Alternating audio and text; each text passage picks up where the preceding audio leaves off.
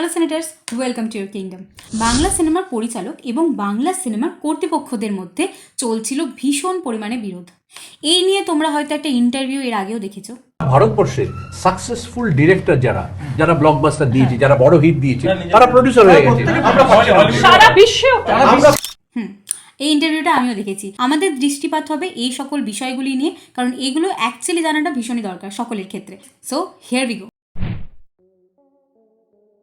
বাংলা সিনেমার পরিচালকরা বাংলা সিনেমার কর্তৃপক্ষের কাছ থেকে বাণিজ্যিক চাপ অনুভব করে, সেই কারণে তাদের সৃজনশীল কাজে স্বাধীনতার বিঘ্ন ঘটে। কিছু কিছু পরিচালকগণ আছেন যারা কিন্তু অভ্যন্তরীণ প্রকল্প কাজ তৈরি করতে চান, কিন্তু দুঃখের বিষয় সেই প্রকল্পগুলি আবার বাণিজ্যিক দৃষ্টিকোণ থেকে উপযুক্ত হয় না, ফলস্বরূপ বাদে তালিকায় নাম পড়ে যায়।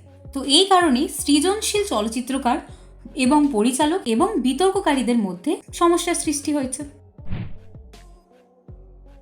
বাংলা চলচ্চিত্র কর্তৃপক্ষ অর্থাৎ সেন্সর বোর্ড কখনো কখনো এমন কিছু বাধা নিষেধ আরোপ করেন যেটি পরিচালকদের সৃজনশীল কাজে বাধা হয়ে দাঁড়ায়। তো কিছু কিছু ছবি থাকে রাজনৈতিক সংবেদনশীল ছবি, তারপর ধর্মীয় বিষয়গুলি নিয়ে যে সকল ছবিগুলো তৈরি হয়, এই সমস্ত বিষয়গুলি নিয়ে কিন্তু মাঝে মাঝে সেন্সর বোর্ডের সঙ্গে পরিচালকদের একটা ঝামেলার সৃষ্টি হয়। নতুন দৃষ্টিকোণ এবং অভ্যন্তরীণ বিষয়গুলি নিয়ে যারা কাজ করতে চান অর্থাৎ নিউ কামার্স, তাদের কিন্তু বিভিন্ন পরিমাণে চাপের সৃষ্টি হয়। তো তাদের নিজস্ব তৈরি করা কাজ কখনো কখনো তারা সম্পাদন করতে পারেন না, এবং কখনো কখনো সম্পাদন হওয়ার পর মুভিটা কমপ্লিটলি রেডি কিন্তু রিলিজ হতে পারে না, সেই মুভিটা আটকে যায়, রিলিজ হয় না লিটারালি।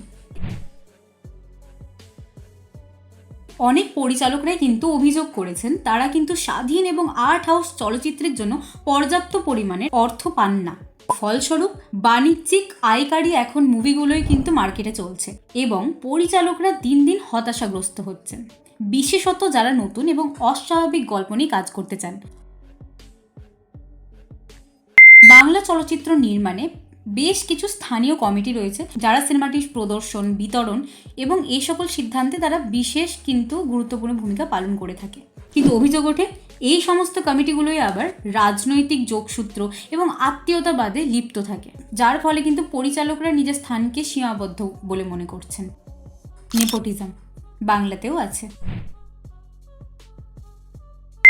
ওটিটি প্ল্যাটফর্মগুলো আসার পর থেকে কিন্তু অনেক ইন্ডিভিজুয়াল কাজ আমরা দেখতে পাচ্ছি, পরিচালকরা কিন্তু সাহস করে এগিয়ে আসছেন এবং প্রত্যেকে নিজের প্রতিভা প্রদর্শন করছেন। কিন্তু কিন্তু কিন্তু পুরনো কিছু পরিচালক আছেন যারা কিন্তু এই নতুন নিউ কামার্সদের কিন্তু ডিরেক্ট থ্রেট বলে মনে করছেন, ইনডাইরেক্টলি ক্ষোভ জানিয়েছিলেন। তো একদিকে কিছু কিছু ব্যক্তিবৃন্দ ছিল যারা কিন্তু এই বিষয়টিকে একেবারে ইন্ডালজ করতে পারছিলেন না, অন্যদিকে সবাই কিন্তু ওটিটি প্ল্যাটফর্মকে বাংলার মধ্যে স্বাগত জানিয়েছিলেন।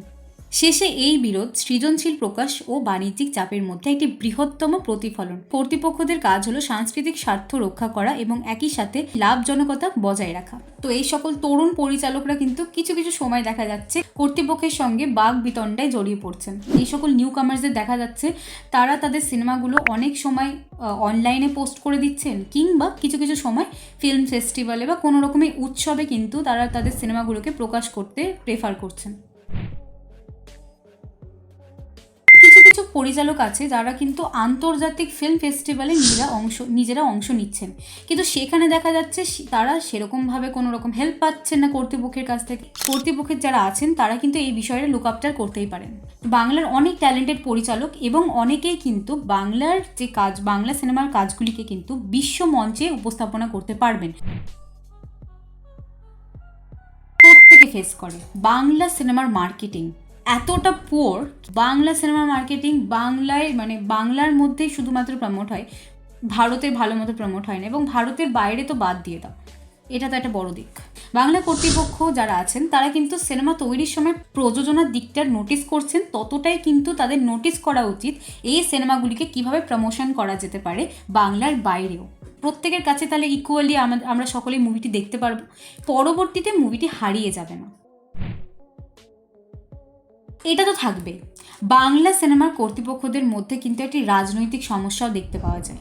তো তো অনেক সময় দেখা গিয়েছে যে পরিচালকদের সঙ্গে কোনো রাজনৈতিক দলের হাত থাকে এবং কিছু কিছু পরিচালকদের থাকে না, এবং তাদের মধ্যে কিন্তু অনেক সময় সৃজনশীল কাজে বাধা সৃষ্টি হয়। তো বাংলা সিনেমার পরিচালক বলো এবং তার সঙ্গে বাংলা সিনেমার অভিনেতা অভিনেত্রী, তো প্রত্যেকের কাজের স্বাধীনতার বিঘ্ন ঘটছে এই কারণে, এবং প্রত্যেকে এই জন্য বিরোধ করছেন।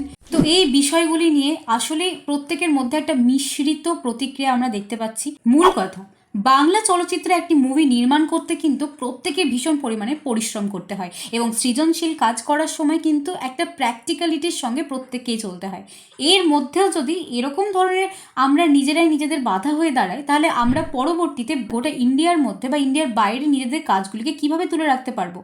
এই টপিকটাই ভিডিও বানানোর একটাই কারণ, আমরা প্রত্যেকে চাই পরবর্তী জেনারেশন যেন নির্দ্বিধায় ভয় ছেড়ে ইন্ডাস্ট্রিতে এসে নিজেদের কাজ উপস্থাপনা করুক, এবং এই জন্য কিন্তু আমাদের দায়িত্ব কর্তব্য এই ভিডিওটা আমরা যা যা টপিক আলোচনা করেছি এবং পরবর্তীতেও এই নিয়ে যেন আলোচনা হয়। কেন এই বিষয়গুলি হবে বা হচ্ছে এই নিয়ে আলোকপাত করাটা ভীষণই দরকার ছিল। আমি চাইবো পরবর্তীতে প্রত্যেকে এই বিষয়টি নিয়ে আলোচনা করুক, এবং পরবর্তীতে আমরা যেন আরও সুন্দর সুন্দর ট্যালেন্ট বাংলায় খুঁজে পাই। এই ছিল আজকের ভিডিও, দেখা হচ্ছে পরের ভিডিওতে।